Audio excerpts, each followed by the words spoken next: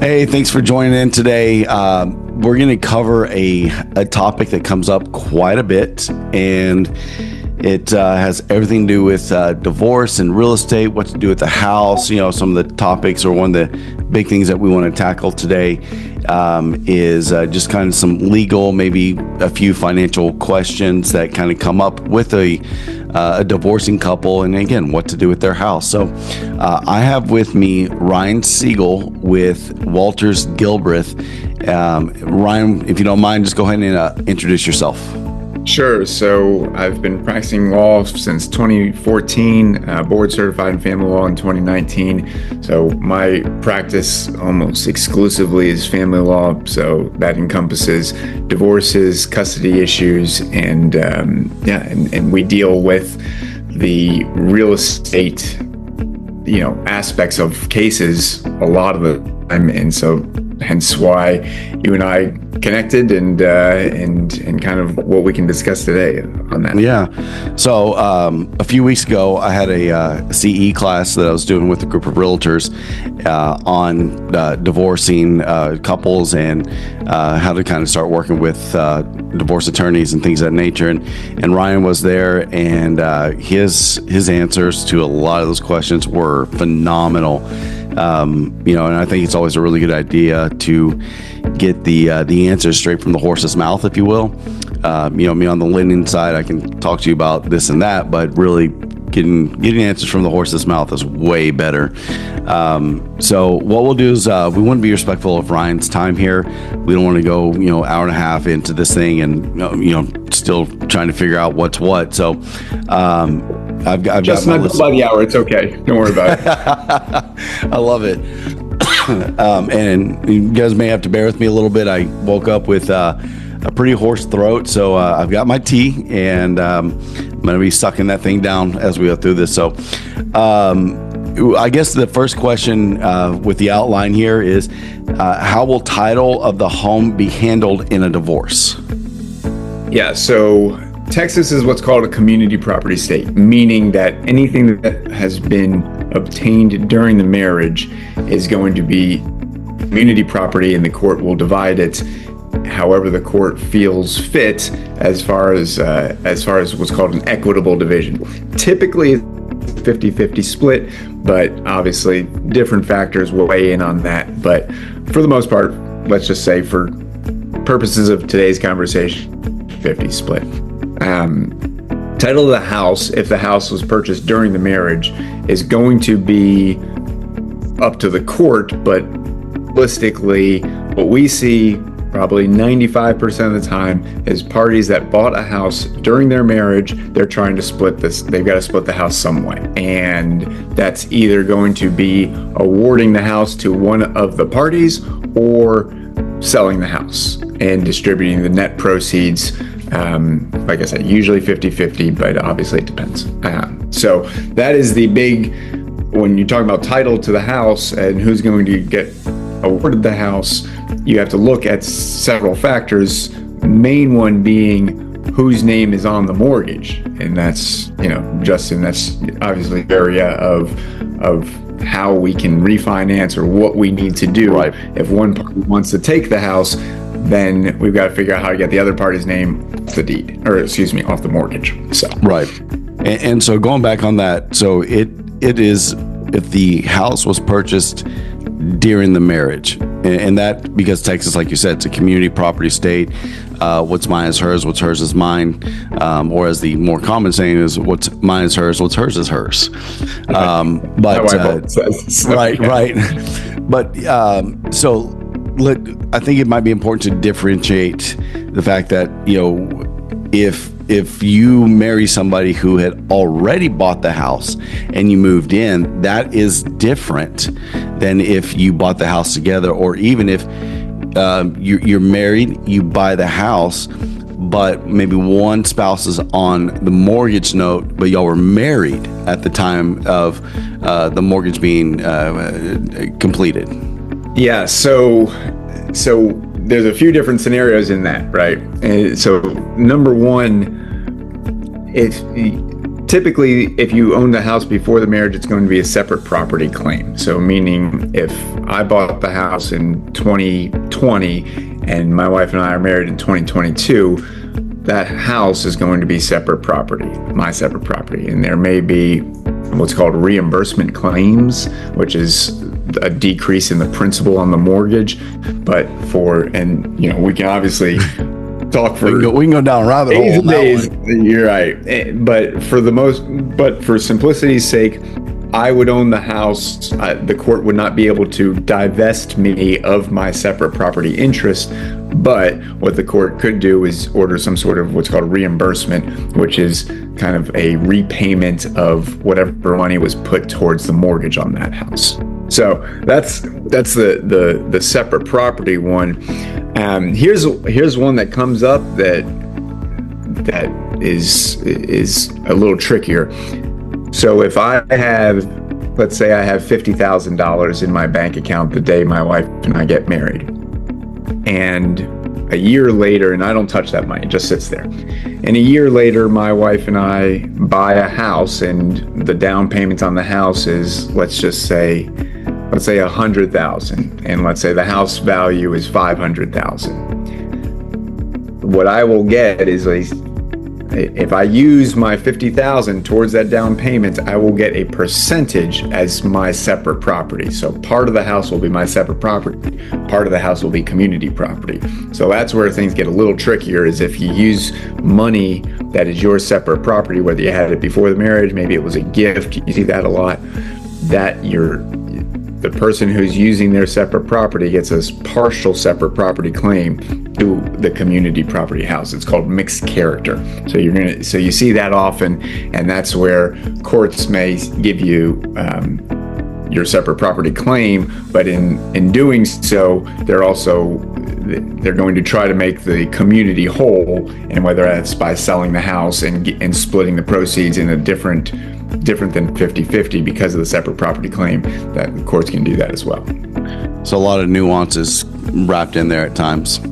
Yep. I mean, it gets very complicated, especially when you talk about tracing issues of having to prove, hey, I used this money for the down payment, things like that. It does get complicated, and I always tell clients, because you see this a lot, especially with longer marriages, is just save the statements or save the any sort of documentation you have to prove your separate property claims, because that's what the court's going to look at. The court is not going to honor your separate property claims if you just go in there and say, yeah, I had this money back then and I used part of it. Because if there's a debate, then the court's going to say that's not enough. You have to prove by what's called clear and convincing evidence, hey, this is the money, this is where it came from, this is how it got spent, and trace it that way. So it gets pretty tricky. Kind of like what a CPA might say is keep your receipts. Yep, keep your receipts. That's I think the kids say that nowadays. I know, right? Receipts, yeah. Very cool. So I'm going to move on to another one here. Is another common question that I see. And I know some of the answers on this, but I think it's going to be a lot better for you too. Can one spouse be removed from the mortgage if the other is going to keep the home, and is that common? Oh, and that is your line of work, my friend. Yeah. So if I have a client and my client is the one who's giving up the house, let's say they have an agreement for, let's say I represent husband and wife wants to keep the house. My client might say, sure, she can keep the house, but I don't want to be associated with this mortgage anymore, which is fair because, as you know, if you're applying for any sort of mortgage in the future, the agencies are going to look at what your liabilities are, and if you're still on the hook for the house that was awarded to your wife, then that's going to be that's going to tie into your debt to credit ratio, right? Yep. And so I always tell clients, strongly advise you to force the other side to refinance the house. And Justin, you and I talked about this at the CLE a couple weeks ago, in that nowadays no one wants to refinance because most of these mortgage rates are at 3%, 2.5%, 3% because they did it in 2020 or 2021 around there. So now you've got this issue. No one wants to refinance it, but I tell my clients, like, you can be a nice guy or gal, but it's your line of credit, and it's your credit on the line, because if that person doesn't make the payments, that company, the mortgage company, doesn't care what your decree says. The mortgage company, who's on the mortgage, we're going after them. Their credit's going to be hit. And so I always advise clients, force the other side to refinance. And you can give them time. You can give them, 3-6 months, sometimes even a year, and give them time to refinance it. But I always say, if you're giving them the house and the house isn't being sold, then it needs to be refinanced to get your name off that note. So yeah, and so I'm gonna let that kind of segue into the next question here is, what are the legal consequences if the mortgage and title stay in both names? Yeah, so I mean, that just ties into what we just talked about. The mortgage company is going to come after whoever's on the mortgage. It doesn't matter. They do not care what your decree says. You can put all this language of, the wife is going to pay 100% of the mortgage.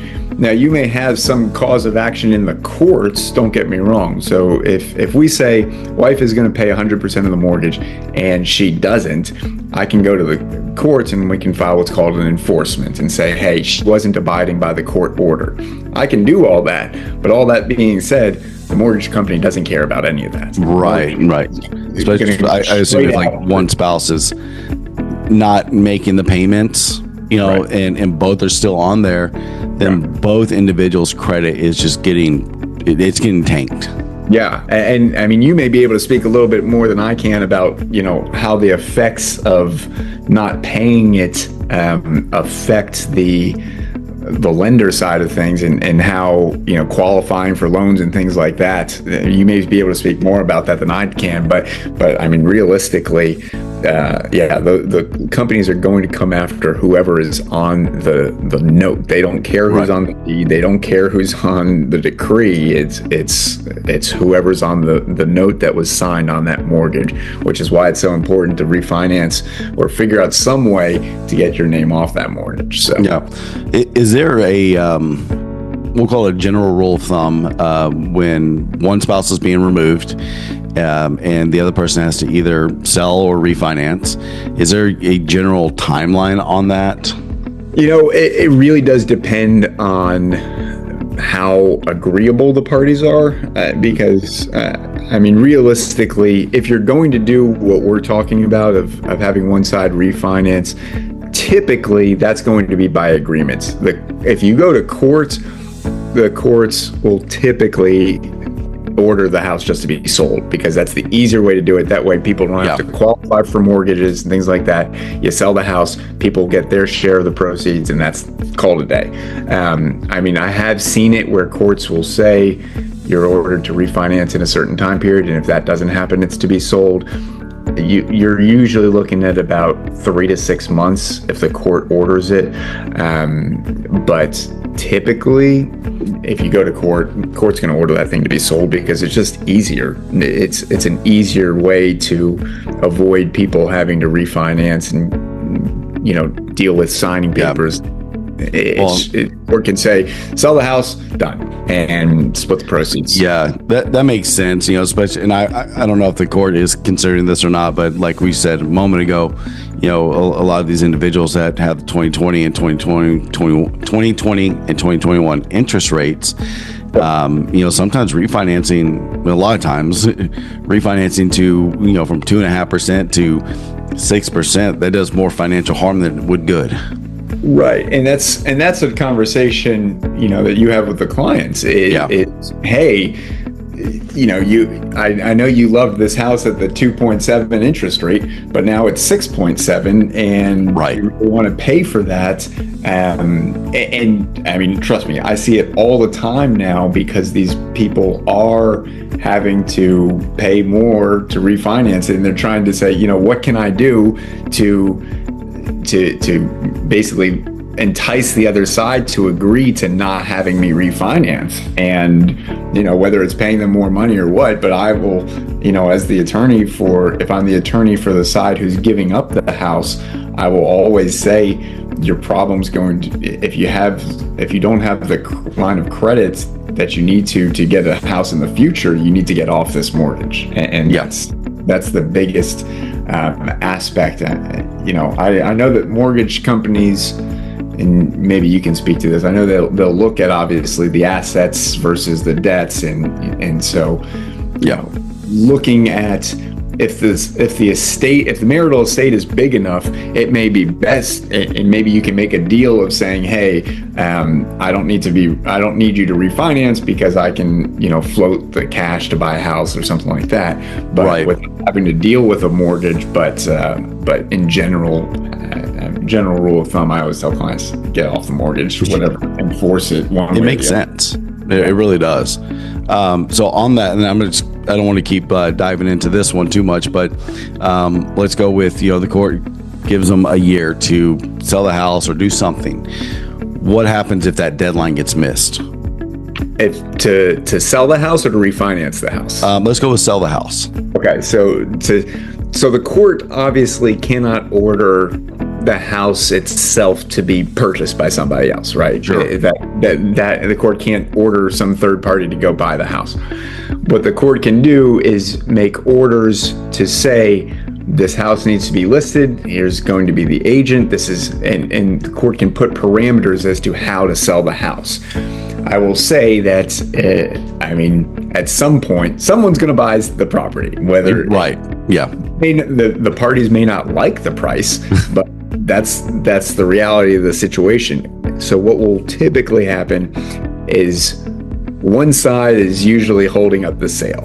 If the house has been on the market, let's say 6 months, and it still hasn't sold, there's probably been some offer or something around there, and one side says, well, I don't like this price or something like that. What the courts have the ability to appoint a receiver, and that receiver will then take over the sale. This receiver can dictate the price, the terms, everything. And so that's typically what will happen when the parties cannot get the house sold. Usually it's going to be the fault of the parties as to why it's not sold. And agreed. Just say, here's a receiver, that person takes care of everything. I just had it in a case recently of these people had 2 properties. They can't sell either of them because one says it should be this price, the other says it should be this price. One person wants their mom to buy it, and of course they're not getting a good price and all this stuff. And this say, great, here's a receiver, take care of everything. So Yep. It's kind of like when mom and dad need to step in with the bickering children. It's like, all right, you go to that corner, you go to that corner. That's exactly right. Makes sense. It's just an expensive referee. That's what it is. Right. So. Excuse me. No, that was good. I've got this question here, but I think I have to frame it. So, husband and wife are divorcing, and let's take the scenario that the mortgage note is in the husband's name, but the house is awarded to the wife. Number one, is a situation that common, not so much the gender side of things, but where, again, the note that's in the person's name, so again, this husband, right, but the house is awarded to the other individual. Is that common? The only time that will happen, so no, it's not that common. What is more common is if the house itself is in both their names, but the mortgage is only in one name. So in that situation, if both parties were on the house, but only husband was on the mortgage, it's the same situation though, in that the court's going to, again, probably just sell the house. The alternative, now what that does do is it makes it easier if the husband wants to keep the house. He doesn't need to worry about refinancing the house. Right. So if he doesn't have to worry about refinancing the house, then it makes things a lot easier, because all that the wife has to do in that case is just sign over we usually do a special warranty deed of signing over her interest in the property to the husband, and you don't have to worry about the refinancing. But what you're talking about of one party getting awarded the house, the court will only do that if there's also a caveat that wife also refinances the house. And what will happen, and so I've seen this situation of the wife had the house and she had to refinance the house within a year, I think it was. Yeah. She just never did it, right? She sent over some documents and then just kind of let things go, and that was that. No one ever thought twice about it. And then I guess husband tried to get a loan or something like that 4 years down the road. Oh, it showed its ugly face. Right. And then and the judge looks at the order. The judge says, look, it says right here, if she doesn't refinance within a year, then the house is to be sold. So that's what happened. So the house was sold. So the judge says, all right, we're going to order the house to be sold. And that goes to our earlier point of receivers and things like that. Right. But yeah, that's what's going to happen if the court, if one side cannot refinance the house for one reason or another. Maybe they don't have the income, maybe they don't have the credit, whatever it is, the court's just going to end up saying we're selling the house, because that's the easiest way to go about it. So. Yeah. Okay. So just a couple more questions, and we'll wrap this thing up. Can you delay, or can a delay of the sale of the house be done for stability? Say the kids have, the youngest kid is 2 years away from graduating high school. Will the court say, hey, let's wait until that's done?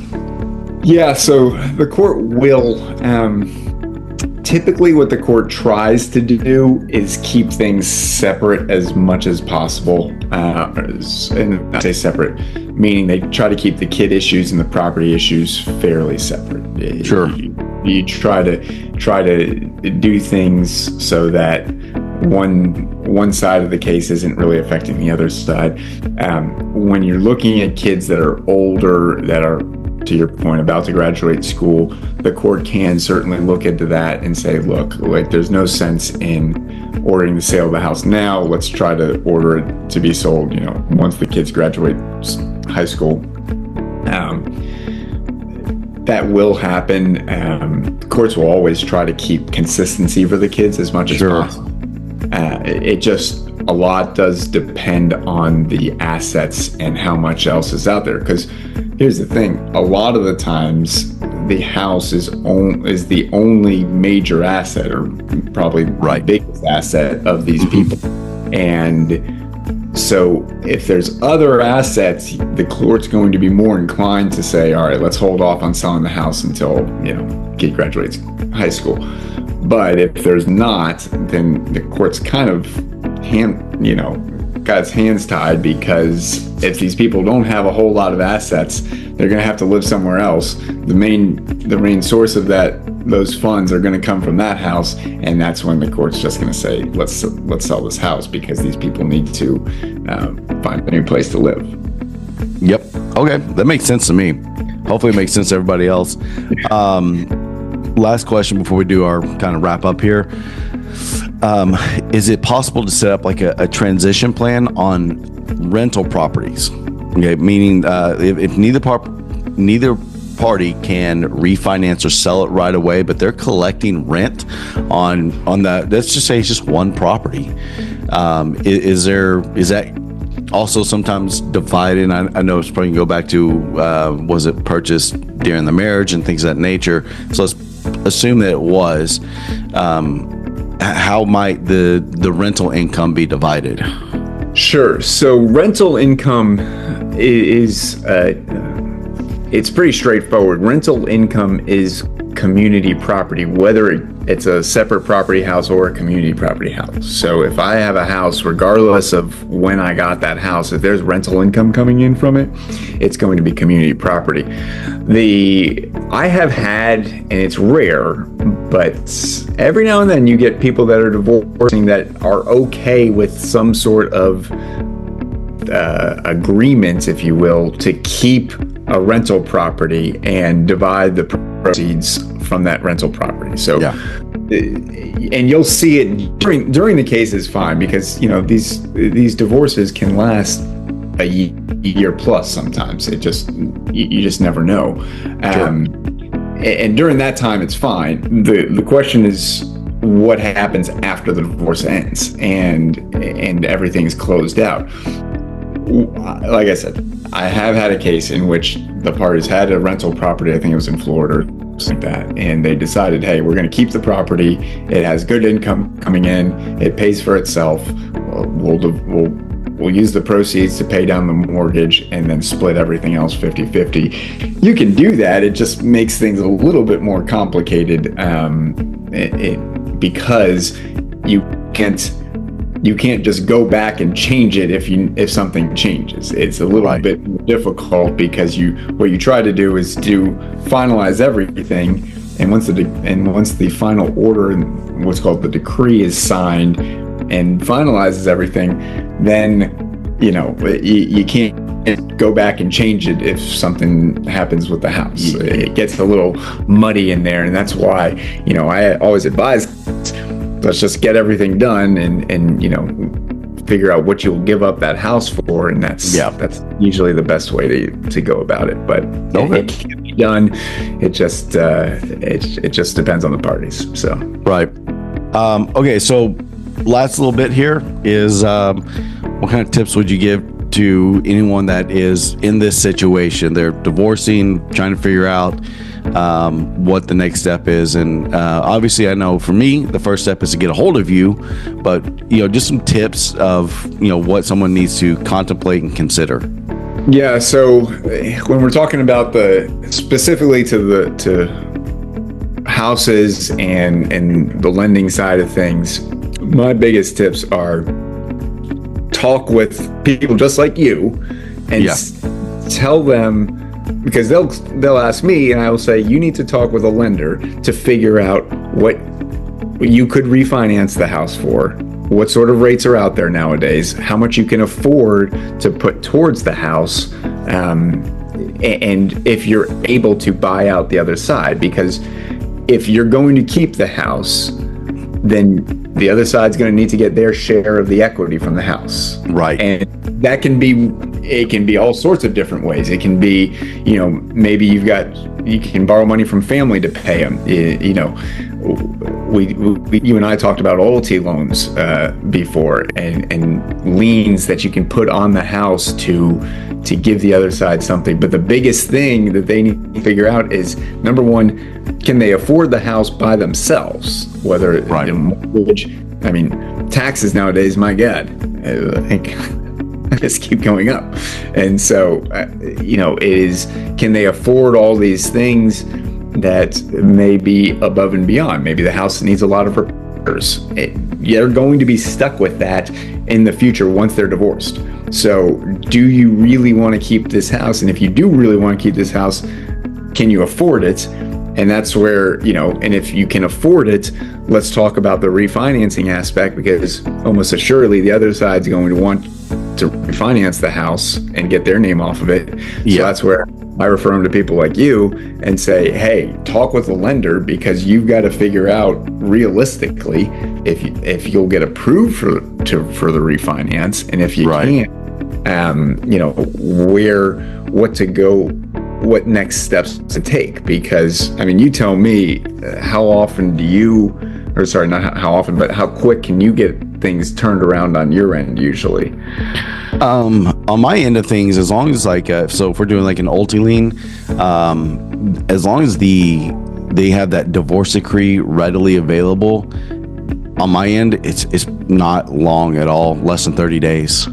Yeah. And is there a way for clients to talk with you and say, before the decree's done, and say hey, I'm just trying to do a regular refi of this property and just take the other side's name off? Yeah, I think that would be one of the smarter routes. It's just like where I'm at is same thing like with doing an application with someone looking to buy a home. Like we want to be proactive, not reactive. And so sometimes we'll say, hey, like, here's what this could look like if you're awarded X amount, and kind of sometimes work backwards that way. If it decreases, here's how these things unfold and the whole 9 yards. So yeah, that's always, in my opinion, the smarter route is if this is going to happen, let's get prepared for what things may look like.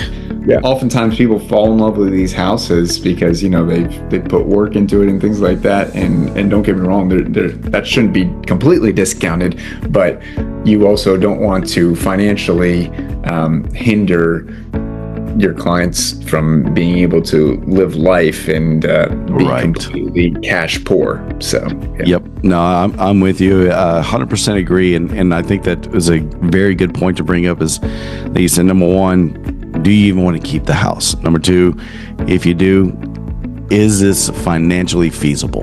Right? Because if it's not, if you get, yes, I want to keep it, but I can't afford it. Like you said, you get into a position where best case scenario is your house poor, and you don't have money to go enjoy life. And right. I know it sounds like this is where you land. It's like, we don't want that. Right. Just, yeah. So, well, very cool. Anything else before I take us out here? No, I mean, I think we've kind of covered the basics here, and I'm happy to get into the weeds on some of this stuff. Happy to do another one of these things and really hammer some of these things because it gets very complicated. It's a complicated part of the law, especially when you're talking about separate property and community property and how to split things and how to prove things. So it's like I always say, just document everything, keep your receipts, like we said, and just make these decisions, because my job as an attorney is to get my clients so that they're set up in the future, to be able to go on life, which is going to be completely different life that they were living before.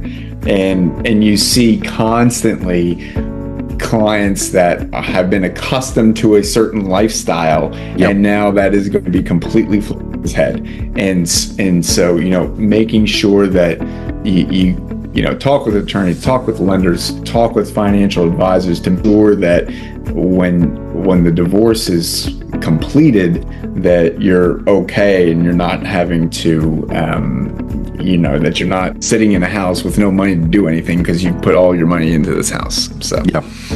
No, I'm with you. Well, I want to thank everybody for watching here. If you have a question, it sounds like Ryan's open to doing another one of these in the future here. And if you have a question, drop it in there. Let us know what the question is. We want to make sure we do answer your questions. There are things that I can think of. It's doing lending for 18 years, and Ryan can think of with his extensive background with just divorce and real estate there. But maybe there's some unique situations, so we want to definitely get those questions answered for you.